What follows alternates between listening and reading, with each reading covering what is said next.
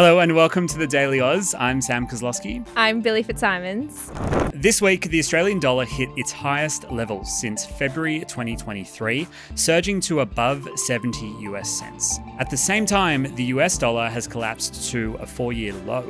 While that's good news if you're planning a trip to America, it wasn't a good news day yesterday for anyone with a mortgage, with new inflation data pointing to a all but certain RBA rate rise next week. So on today's podcast, Billi and I are going to unpack why currencies around the world are on the move, what's driving it, what's happening here at home, and whether now is indeed the time to book that overseas holiday you've been thinking about. So Sam, we're going to start by talking about the Australian dollar. Yeah. And I want to go right back to basics. This possibly is too basic, but I'm just confirming that when we talk about the Australian dollar, we're talking about how Australia's currency compares to other countries, Yes. right? Yes, and how much US money you can buy with one Australian dollar. And it's specific to the US? Yeah, we're going to talk about the US dollar. There's also some really interesting stuff happening with the yen in Japan and the euro, but let's focus on the US dollar. It's the most influential currency in the world and the one that has the most influence on the state of the global economy. Got it. Okay. And so what happened to the Australian dollar this week? Well, yesterday morning, the Aussie dollar hit this kind of golden mark of 70 US cents. It tipped over that mark for the first time since Feb of 2023, so that's nearly 2 years. And it was just back in April of last year that it was at 60 cents, which was a 5-year low. And that was just after President Donald Trump got up and announced those Liberation Day tariffs. And so I know that you like a really tangible example for this kind of thing. I love an analogy. You love it. You also were recently in New York. So I was. Thank you for mentioning it. I did make it my entire personality for like 3 months after. Yep, Billi, Sex and the City, FitzSimons, love it.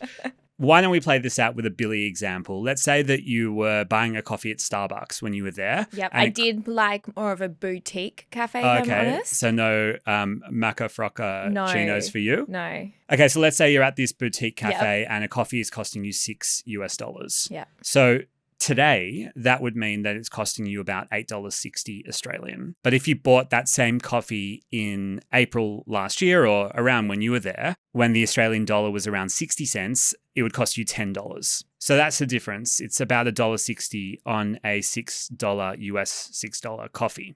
Yeah, so I was there in August, September, Yeah. and the exchange rate did hurt. Yeah, and I mean, I gave you that coffee example, but if you think about everything that you would spend in a week in New York, a very expensive city, let's say it's $2,000 US. Today, that would be 2,800 Australian dollars, but if it was a 60-cent exchange rate, that would be 3,300 Australian dollars. So that's a meaningful difference. That is a meaningful difference. For Australians looking to travel overseas, it can really change the budget that they've got for a trip.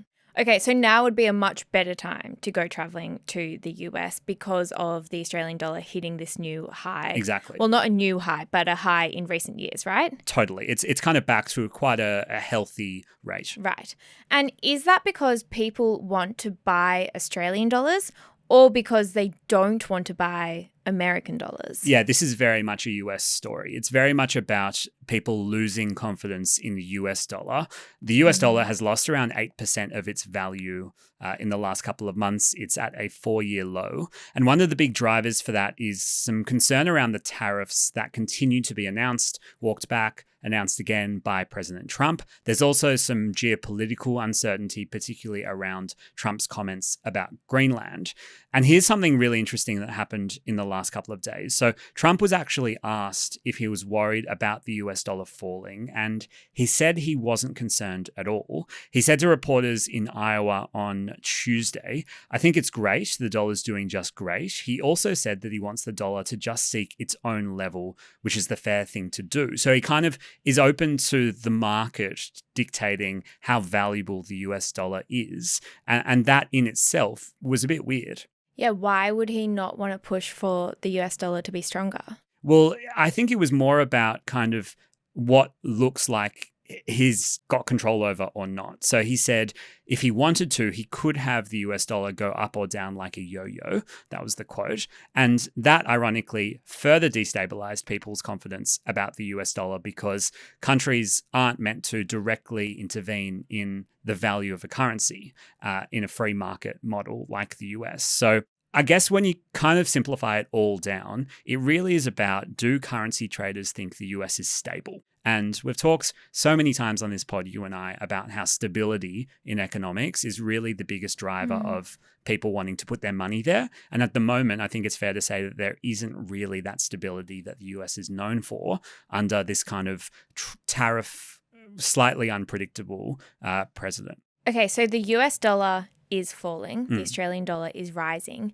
Is the Aussie dollar rising because people are looking for other countries to put their money in? Is that how it works? Yeah, so currency trading is the main driver of the movement of currency. You and I going traveling obviously has impacts on our pocket, but currency traders can move currencies overnight if they wanted to. There's such a volume of money changing hands. And that's people who are trading money between countries because they think that there will be a rise or a fall, just like the share market?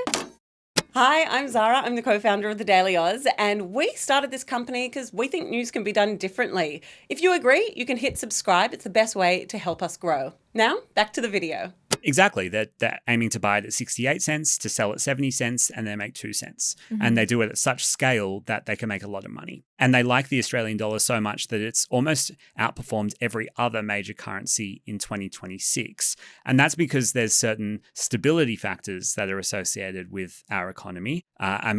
Investors are really attracted to how reliant our economy is on minerals like iron ore, copper, other precious metals, because they know that demand for all of that is surging a lot, particularly in China. And that means that the Australian dollar and the Australian economy is a good place to look. But the other really interesting part of why currency traders like Australia is because we have relatively high interest rates when you look at the whole world and how quickly other countries drop interest rates. So the RBA, the Reserve Bank of Australia, has historically kind of kept interest rates high-ish when compared to the rest of the world. And that means that for traders who put their money in Aussie assets and Australian government bonds and a bunch of technical stuff, they can make that interest rate margin as a bit of an extra. I wanted to talk about the RBA because it's now less than a week before they are due to make their next decision on the cash rate. Yep. It will be the first time they're making a decision on the cash rate this year, whether they want to increase the cash rate, keep it the same, or decrease it. My understanding is that most experts are saying that they will actually increase it. So you were just saying how Australia's interest rates are quite high. Experts are saying that they could be making it higher next week. Yeah. And yesterday, we got some information about inflation. Tell us about that. Yeah, and that's because the Australian Bureau of Statistics released their inflation numbers yesterday, and they looked at prices between September and December of last year, and they found that prices went up almost 1%.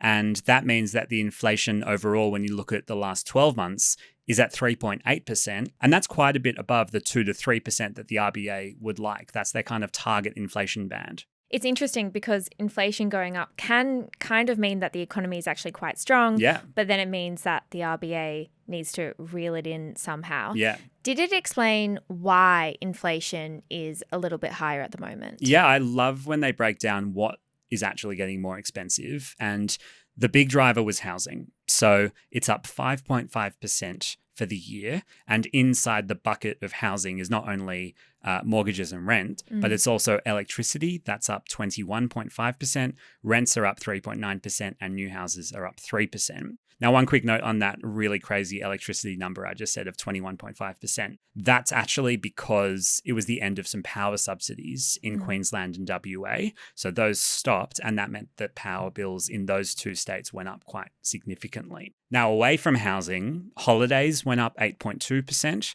and food and non-alcoholic beverages were up 4%. So in short, everything is more expensive. And that goes to the cost of living crisis that has been, leading the news cycle over the past few years, especially in Australia. If that does happen, if they do increase the cash rate, it's kind of a double-edged sword. It can be good news for anyone who has savings because the interest rate in their bank account could also increase. If the banks pass it on. Yeah. But if anyone has a mortgage, then it's possibly not great news for them. Totally. And I mean, many of those experts are also saying it might not just be the one rate rise next week. There might be a couple of months in a row that interest rates go up. And that won't be good news, not only for those Australians who have a mortgage, but also, mortgage increases are often passed down to renters as well, and it could lead to pressure on certain businesses. And so it does reverberate around the economy. And we've got this really strange dynamic in the economy at the moment where overseas investors and people who are looking at currency markets really think the Australian economy is a good place to be. It's a very strong place to be. And then you've got really rapidly rising cost of living here, which is felt by some of the most vulnerable parts of our society, low and middle income earners who are spending those 4 or 5% extra on fruit and veggies or rent. And together, it's a strong economy that everyone wants to be in, but being in it at such speed can be really difficult. Okay, to wrap it all up, somehow to wrap up all of these numbers together, it's a great time to book an overseas trip. If you've got the money to do so. Exactly. Yeah. And hoping that the Aussie dollar stays strong. Yeah. But you might not be able to do that because prices are rising so quickly, hence the cost of living crisis. And when the RBA puts up interest rates possibly next week, that's absolutely not a certainty. But like I said, a lot of experts are predicting that. Then many Australians will really feel that because it means that the cost of borrowing money will go up. Yeah. That's my summary. That's my in conclusion of this podcast. And I think it's a really symbolic podcast on economic news. I mean, the economy is all about the experts, the RBA, the government, the international economy, all trying to balance out and finally balance always this seesaw of supply and demand. Who wants to, have Aussie dollars versus it going up too much? All of that. It's diabolical, and I'm glad it's not our jobs. Well, I'm glad it is your job to explain it to us. Thank you for taking us through that. Thanks, Billi. And thank you so much for listening to this episode of The Daily Aus. If you would like to hear more breakdowns of finance from The Daily Aus, we do have a finance newsletter that we publish every single Wednesday. Great plug. Thank you. I will put a link to that in the show notes if you do want to sign up. We'll be back this afternoon with your evening headlines, but until then, we hope you have a great day.